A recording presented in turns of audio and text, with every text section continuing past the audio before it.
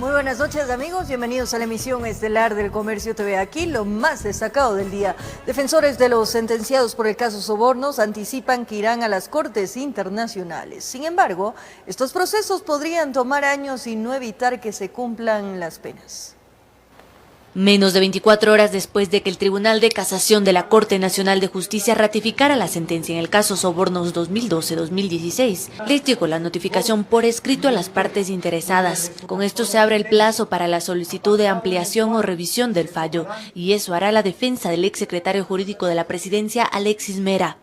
Nosotros dentro del proceso tenemos elementos que muestran que uno de los periques y testimonios es errado y que el tribunal utiliza ese peritaje y ese testimonio como parte para motivar su sentencia y determinar la culpabilidad de Alexis Mera. Sin embargo, la solicitud de este recurso no tendría implicación en el fallo, asegura el constitucionalista Ismael Quintana.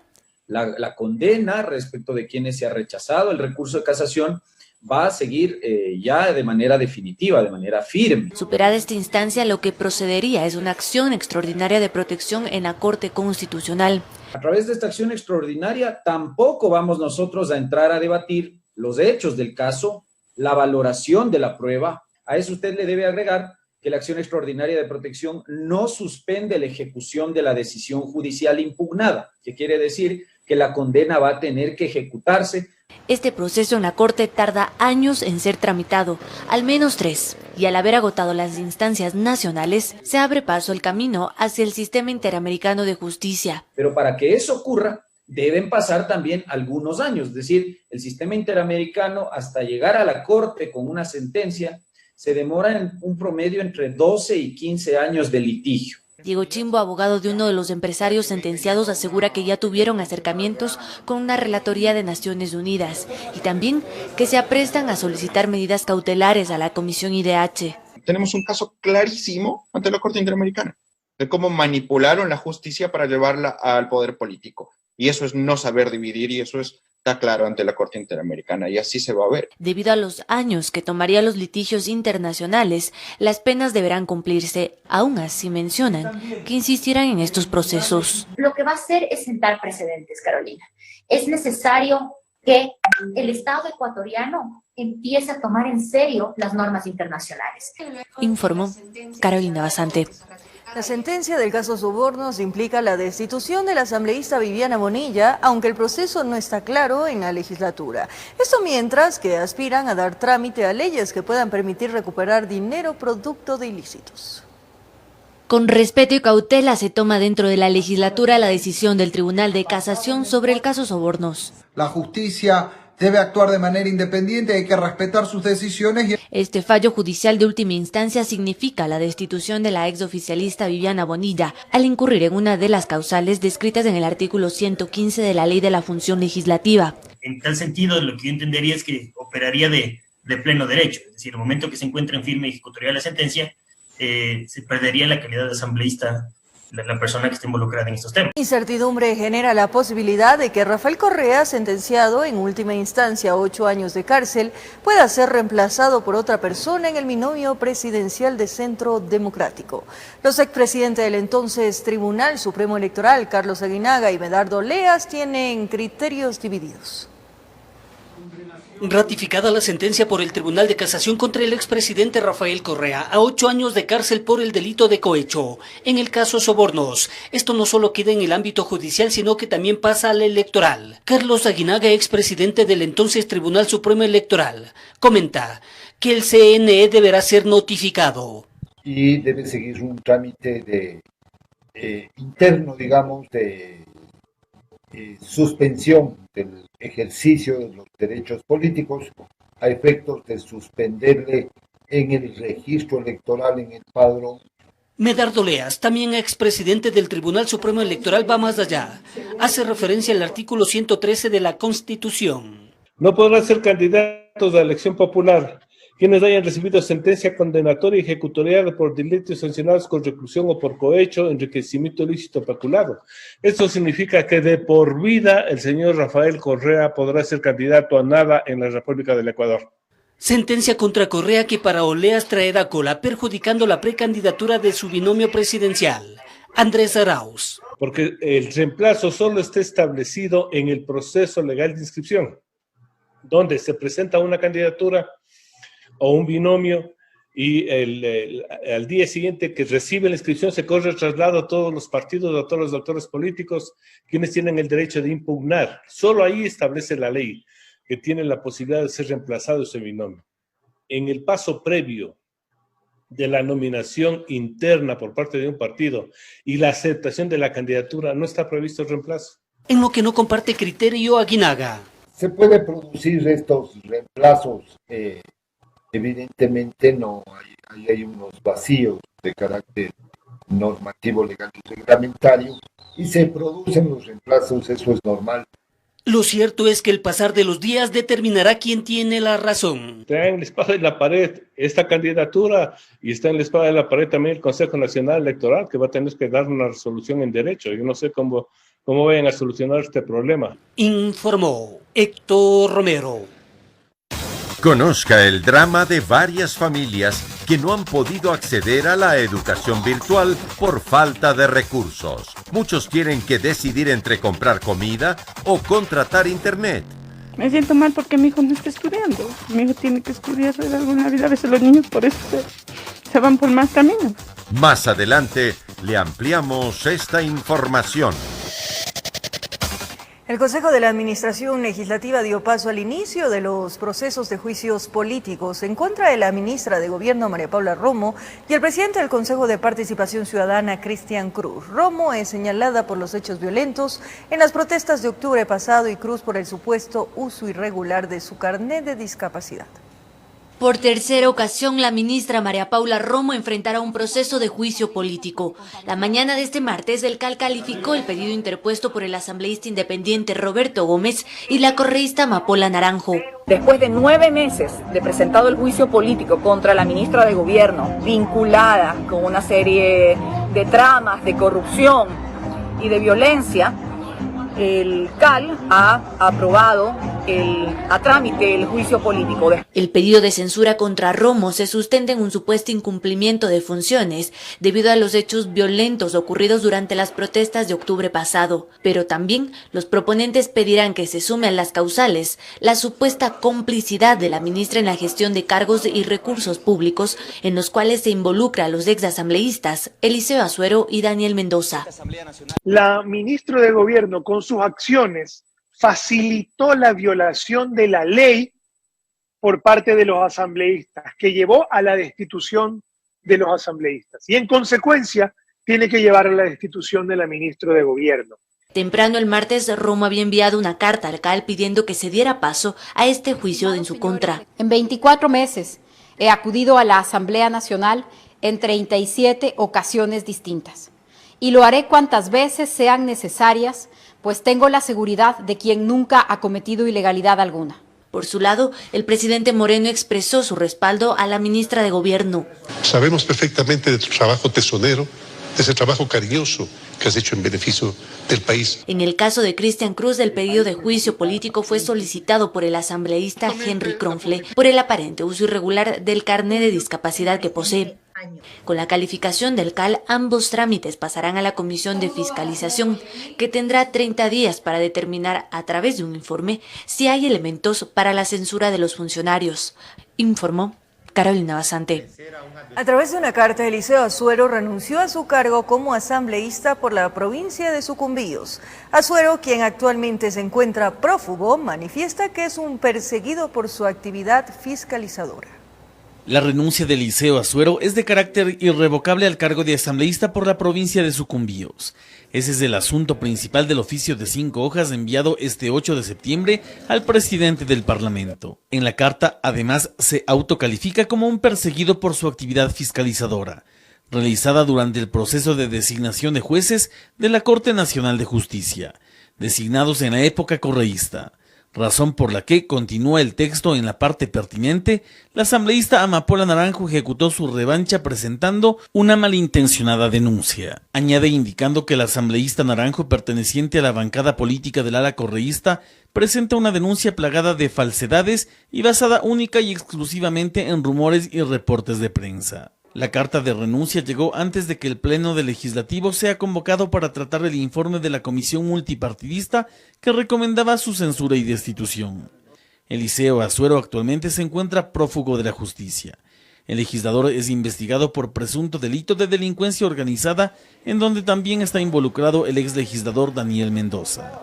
Informó Javier Rosero. En la unidad de lo penal del Centro Judicial de Guayaquil se realizó la audiencia de vinculación contra Luis Jairala Zunino, exgerente del Hospital del IES Teodoro Maldonado Carbo y otras 15 personas por el presunto delito de peculado. La Fiscalía investiga supuestas irregularidades en convenios de pago. La Fiscalía ya argumentó por qué vincular a 16 personas en la investigación por presunto delito de peculado en hospitales del IES, entre ellas el exgerente del Teodoro Maldonado Carbo, Luis Jairala Zunino. Se alegan supuestas irregularidades en convenios de pago. En sí son 5 convenios de pago a los cuales la Fiscalía ha aperturado su investigación y con ello también trae una subasta inversa, guarda relación con lo que denuncia la Comisión Nacional Anticorrupción, es de 3 millones aproximadamente. La investigación se remonta a una compra de insumos médicos en el año 2018, aunque la defensa de Jairala Zunino lo niega. De que ya se les ha solicitado pericias grafológicas, ya que estos convenios no han sido suscritos por él y deberán investigarse dentro del proceso. Otro de los implicados es Jorge Enríquez, ex jefe de compras del Teodoro Maldonado. Su defensa señala que más bien las indagaciones deberían ir por otro lado. Se cogen a 4 a 5 personas y se los procesa penalmente de todo tipo de delitos, pero no hay un procesado que haya sido funcionario público del Instituto Ecuatoriano Social de Quito. En Quito ordenaban. De confirmarse la participación de Jairala, sería su tercer proceso abierto. Tiene además por asociación ilícita y delincuencia organizada. Él debe cumplir arresto domiciliario. En horas de la tarde la diligencia fue suspendida. Se retomará este jueves, informó Adriana Peralta.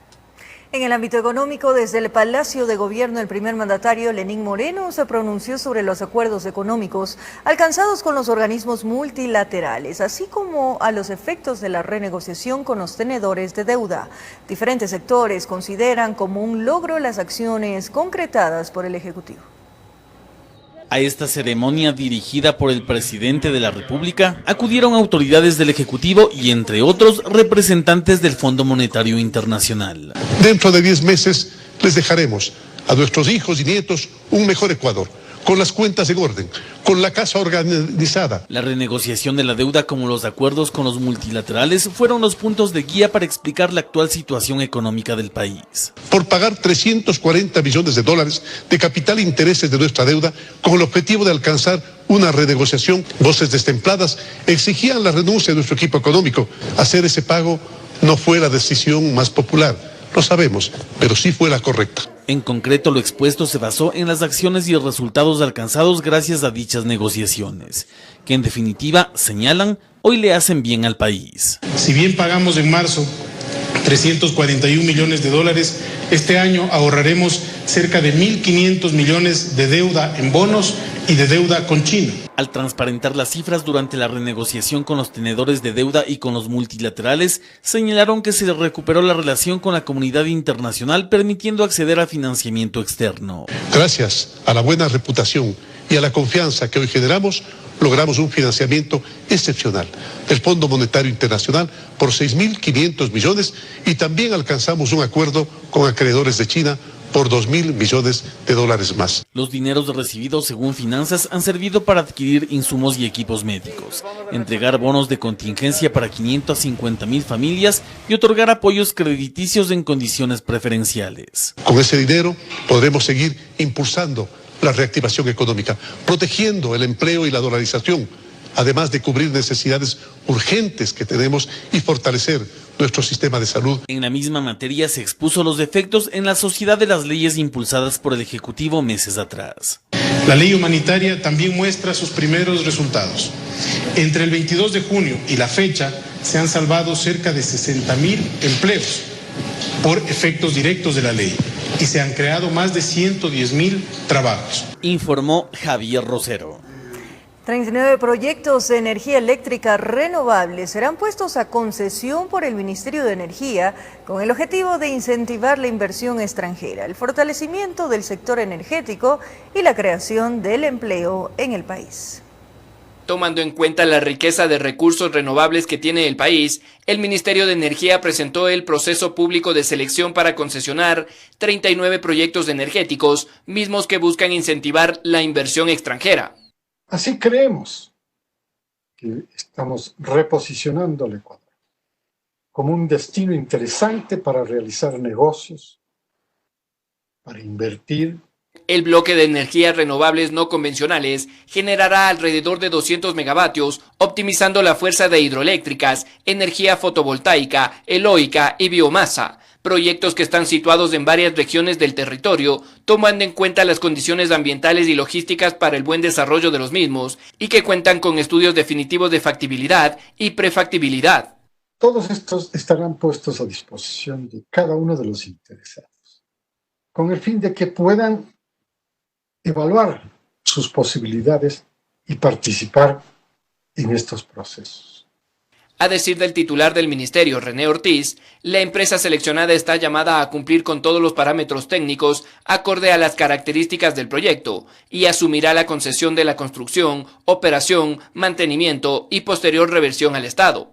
Puedo asegurarles que se trata de un proceso transparente, diáfano y que permitirá una amplia participación de las mejores empresas del país y del mundo. Con esta iniciativa se prevé que llegue al país una inversión de $300 millones, garantizando al Ecuador el fortalecimiento de la matriz eléctrica, creación de empleo, desarrollo tecnológico e incentivo a la inversión extranjera. Informó Mauricio Sánchez. A partir del 16 de septiembre, alrededor de 200 plataformas digitales extranjeras que funcionan en el país comenzarán el cobro del 12% del IVA. El Estado espera recaudar alrededor de $26 millones, esto como parte de la Ley de Simplificación Tributaria. Para los usuarios quienes utilizan la gran variedad de servicios digitales importados como música o televisión por internet, deben saber que a partir del próximo 16 de septiembre estos serán cobrados con un impuesto de valor agregado del 12%. Identificado aproximadamente un catastro de 213 proveedores de servicios digitales. Y es que de esas más de 200 plataformas digitales que aplicarán IVA, constan Spotify, YouTube Premium, Netflix, iTunes, así como empresas que ofrecen servicios de transporte, alojamiento y aprendizaje. Que no es un impuesto nuevo, sino que el IVA, cuando no somos beneficiarios de un servicio o de la compra de un bien que grava IVA, hay que pagarlo. Para ser claros, si usted como usuario pagaba $5.99 por el servicio de Spotify, ahora con el IVA del 12% que equivale a 71 centavos, deberá pagar en total $6.70. O en el caso de haber contratado servicio de Netflix, si usted pagaba mensualmente $10.99, ahora con el IVA del 12% que equivale a $1.30, en total deberá cancelar $12.29. Pero si usted se preguntaba qué pasa con las plataformas como Globo y Rappi que entregan productos en casa, pues en estos casos el impuesto será agravado solo a la comisión que la empresa incluya por cada envío. Ejemplo, yo compro alimentos, compro un producto, sobre ese producto ya pago el IVA. Pues el IVA que vamos a cobrar es por el servicio. Pero con esta normativa, ¿cuánto espera recaudar el Estado? En lo que resta del año 2020, espera recaudar aproximadamente $5 millones. Y en el próximo año, en el año 2021, esperamos tener una recaudación de $21 millones aproximadamente. Informó Ismenia Solórzano. Conozca el drama de varias familias que no han podido acceder a la educación virtual por falta de recursos. Muchos tienen que decidir entre comprar comida o contratar internet. Me siento mal porque mi hijo no está estudiando. Mi hijo tiene que estudiar de alguna vida. A veces los niños por eso se van por más caminos. Más adelante le ampliamos esta información. Gracias por seguir en nuestra sintonía. Esto es El Comercio TV. Pese a que la Constitución ecuatoriana establece que el Estado debe garantizar el derecho a la educación, en un recorrido recorrido logramos constatar que este es ampliamente vulnerado. La falta de recursos económicos, la falta de conectividad y otros factores hacen que niños y jóvenes deserten de las escuelas, colegios y universidades. A sus casi 6 años, la pequeña María tiene claro que cuando sea grande quiere ser maestra. Paradójicamente, el camino que debe seguir para alcanzar su sueño está truncado. En este nuevo periodo lectivo iba a primero de básica. Sin embargo, la falta de recursos económicos han impedido que estudie, pues en su hogar, computadora y celular no existen, y mucho menos internet. Yo siento mal, señorita. Es que es muy mal, no hay cómo hacer estudiar. Me preocupo más que todo por ella. Su madre, Isidora Chucky, no quiere que corra con su misma suerte, pues ella apenas cursó la primaria. Pese a ello, lo poco que ha aprendido se lo enseña en casa. Mis papás, como no han hecho estudiar, pocos, algunitas que ha sabido, yo hago estudiar a mi hija. Misma preocupación invade a Fanny Guevara. Es padre y madre luego de que su esposo falleció hace 2 años. No puede contener las lágrimas al contarnos que tuvo que decidir a quién de sus 2 hijos poner a estudiar. Que quiero el estudio, pero digo, amigo, no encuentro trabajo. Ya, pues mi hijo se siente mal. Con un celular prestado, Edison Vera, de 14 años, algunos días recibe clases y otros no, pues las decisiones en esta casa también son entre comer o $1 para contratar megas. Mi hijo tiene que estudiar algo en la vida, a veces los niños por eso se van por mal camino. Prácticamente cazando la señal telefónica para sumarse a su clase, encontramos a Dani, de 13 años. Nos cuenta que sueña con ser ingeniero mecánico. Es el orgullo de su padre, Segundo Punina, quien perdió el empleo hace poco, pero hace un esfuerzo sobrehumano para recargar megas cada semana, porque tiene claro que la educación es la mejor herencia que le puede dejar. Por la educación de mi hijo, pues tengo que dejar de comprar, yo que sé, 1 libra de carne para sustentar mi hogar. Queremos que nuestros hijos superen, como dice, lo que no fuimos nosotros preparados, ellos que sean un poquito más preparados. Esfuerzo y sacrificio que también tuvo que hacer Lourdes Lucero, quien tiene 4 hijos, para una sola computadora. Me tocó endeudarme para yo poder darle a mis hijos para que salgan un poquito adelante. La profesión que ellos quieran, dejaré de vestirme, dejaré de todo para yo poderle darle a mis pequeños hijos. Historias como estas se repiten por miles en todo el país. Sin embargo, está claro que el derecho a la educación, que está garantizado en la Constitución ecuatoriana, está flagrantemente violado. En Quito informó Adriana Rojas.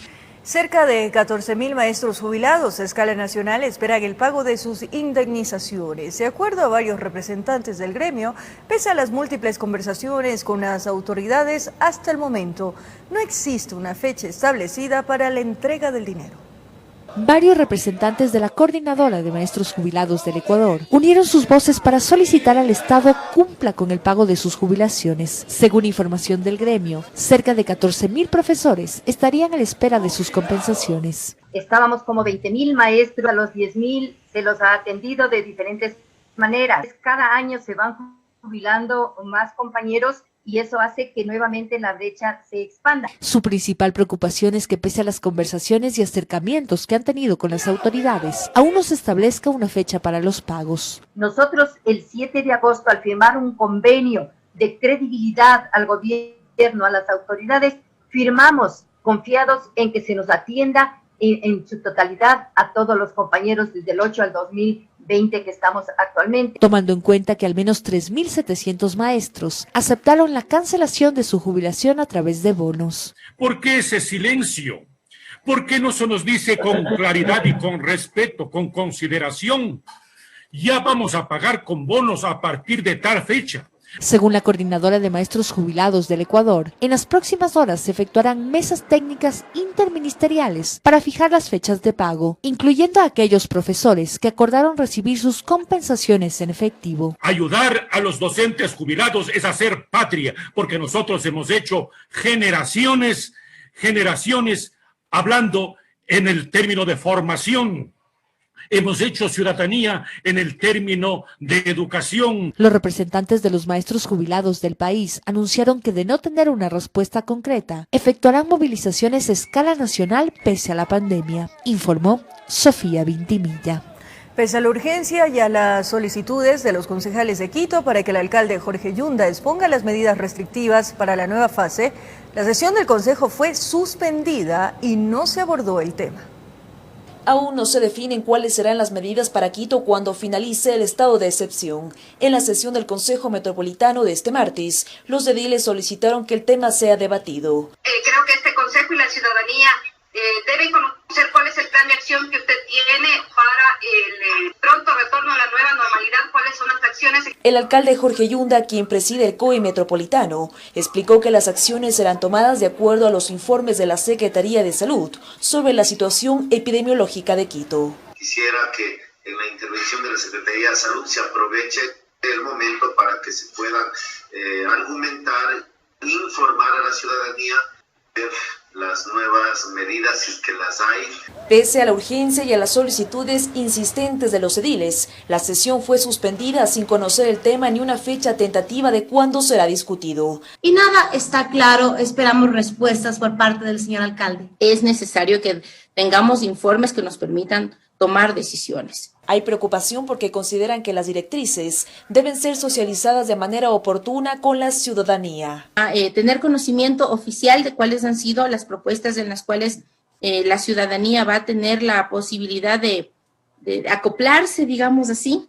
Y sería muy importante que no solamente a los concejales, sino a la ciudadanía le transmita para estar preparados. Decisiones en cuanto al uso del espacio público, transporte, movilidad y salvoconductos se han hecho públicas. Sin embargo, la última palabra la tiene el alcalde. Informó Priscila Cadena. Cambiamos de tema. Con un fuerte contingente de seguridad, alias Mangajo fue trasladado desde la cárcel de Turi, en Cuenca, hasta la cárcel de La Roca, en Guayaquil. Sobre él pesan varias sentencias por delitos sexuales contra menores de edad. Juan Andrés Vintimilla, de 35 años, alias Mangajo, finalmente fue trasladado desde la cárcel de Turi, en Cuenca, hasta Guayaquil. El día de ayer fue trasladado para la ciudad de Guayaquil, a La Roca. Se montó entonces para ello un operativo exhaustivo de traslado que se extendió desde Cuenca hasta el puerto principal. Rómulo Montalvo, director de la cárcel de Turi, explica los motivos del traslado. Ese tema, señores, obedece a un pedido de autoridad competente. Él estuvo encargado aquí para que pase todas las audiencias. Él cumplió el 5 de agosto, por eso me adelanté yo a pedir el traslado. Es que alias Mangajo se encuentra bajo la lupa de la justicia, pues tiene 4 sentencias por delitos sexuales contra menores de edad. 2 condenas por violación, cada una de 29 años y 4 meses. Otra de 3 años por distribución de material pornográfico a niñas, niños y adolescentes. Y otra de 13 años de cárcel por el delito de pornografía con utilización de menores. Además, hace pocos días, la Fiscalía inició una investigación previa por presunto ingreso de artículos prohibidos al Centro de Rehabilitación Social de Turi contra Juan Bernardo O. y Juan Andrés B., procesados por femicidio y delitos sexuales respectivamente, tras filtrarse varias fotografías a través de las redes sociales, donde se observa a Juan Bernardo O., acusado del femicidio de su pareja el pasado 21 de agosto en Cuenca, junto a alias Mangajo y otros 3 PPL consumiendo alcohol y usando celulares. Dicho material se encuentra bajo poder de las autoridades. Informó Marilyn Jaramillo. 5 privados de libertad se fugaron del centro de detención provisional en la ciudad de Machala. Los reclusos estaban detenidos por delitos como hurto, violación, asesinato y tenencia de armas. 3 fueron recapturados, mientras que 2 siguen prófugos. En solares vacíos, casas y patios adyacentes al Centro de Rehabilitación Social de Machala, agentes de la Policía Nacional realizaban la búsqueda de 5 reclusos que horas antes habían logrado escapar de este centro de detención provisional. Insisto, nuestra fuerza, todo el personal está distribuido en toda la ciudad y a este momento en la localización y captura. La fuga se dio a las 11 de la noche del pasado lunes. Según las autoridades, los detenidos habrían forzado los barrotes de la rejilla de ventilación, cuyo acceso da a los patios de retención vehicular. Si bien es cierto, estaba personal tanto de guías como de policías asignados al lugar, pero en algún momento por el hacinamiento también de personas no pudieron percatarse de la acción que estaban realizando quienes se encuentran evadidos. Luego de la alerta se hicieron presentes en el lugar varias unidades especiales. Tras varias horas de búsqueda se logró capturar a Gonzalo Medina, Edison Dimas y Jonathan Silva. Nosotros hemos designado el servicio, hemos fortalecido el servicio desde el momento que se inició el estado de excepción en las cárceles y por esa reacción se logró la aprehensión inmediata de estos 3 ciudadanos. David R. y Byron R., quienes estaban detenidos por delitos como hurto y violación, siguen prófugos de la justicia. Cabe mencionar que este centro de detención provisional fue reabierto el 18 de marzo de este año. La medida fue adoptada para evitar contagios debido a la pandemia. Los aprehendidos eran recluidos allí y así se evitaba que vayan al centro de rehabilitación social de varones. Desde Machala, provincia de El Oro, informó Richard Ceballos. Hallan 200 bloques de droga en un camión en Manta, provincia de Manabí. Según las autoridades, el alcaloide iba a ser enviado al extranjero. Alrededor de 200 paquetes de cocaína fueron decomisados por las autoridades policiales de Manabí. El hecho se produjo específicamente en la ciudad de Manta. En un automotor fue encontrada la evidencia. El comandante de la subzona de esa provincia dio detalles de lo aprehendido. Y se encontraron encaletados 200 paquetes que en su interior contenía una sustancia blanquecina que al realizar la prueba de campo resultó positivo para cocaína. Son 231.400 gramos, que son 2.314.000 dosis fuera del mercado, a un valor de $3.400.000. Profundizan investigaciones, tratan de dar con el paradero de los responsables de transportar el alcaloide en el vehículo. Esta droga estaba camuflada en el balde de madera del camión. Inmediatamente fueron trasladados los canes de antinarcóticos con el objeto de que verifiquen esta sustancia sujeta a fiscalización. ¿No hubo personas detenidas? No, en este caso no hubieron personas aprehendidas. Se presume que el destino de la droga sería hacia el extranjero. Sí, bueno, esta droga se tenía conocimiento que tenía igualmente el destino a través de lanchas rápidas para Centroamérica y Estados Unidos. Informó Julio César Saúl. Ante los actos delincuenciales que se registran en la capital de la República, la policía recomienda cómo prevenir este tipo de acciones que podrían atentar contra la integridad ciudadana. En nuestra entrega anterior observamos cómo en el norte de Quito varios delincuentes intentaron robar a personas que se encontraban dentro de un automotor. La situación es compleja. Sin embargo, existen estrategias de prevención que a usted le podrían ayudar a que esto no le suceda. Algo tan básico que un ciudadano común y corriente puede hacer es, primero, obviamente no estar parqueados en sectores que sean vulnerables. Pero ¿cómo identificamos un lugar vulnerable?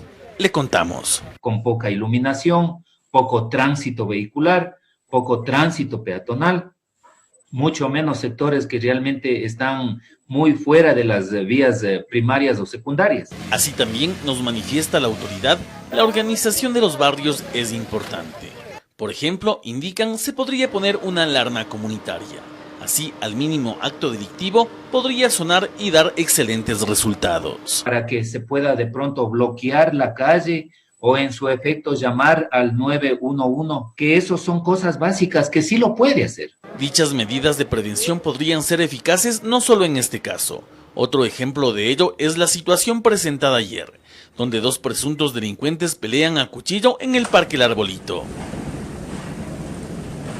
Es importante que nosotros alarmemos a la ciudadanía y de pronto evitar justamente pasar o transitar por esos sectores. Según la Policía Nacional, es importante que la ciudadanía se adapte a una cultura de prevención, debido a que pese al control y los diferentes operativos ejecutados, los delincuentes buscan zonas donde por esos instantes no exista presencia de uniformados. Informó Javier Rosero. Se nos acabó el tiempo, amigos televidentes. Gracias por su compañía, cariño, pero sobre todo, fiel sintonía. Un abrazo grande para todos.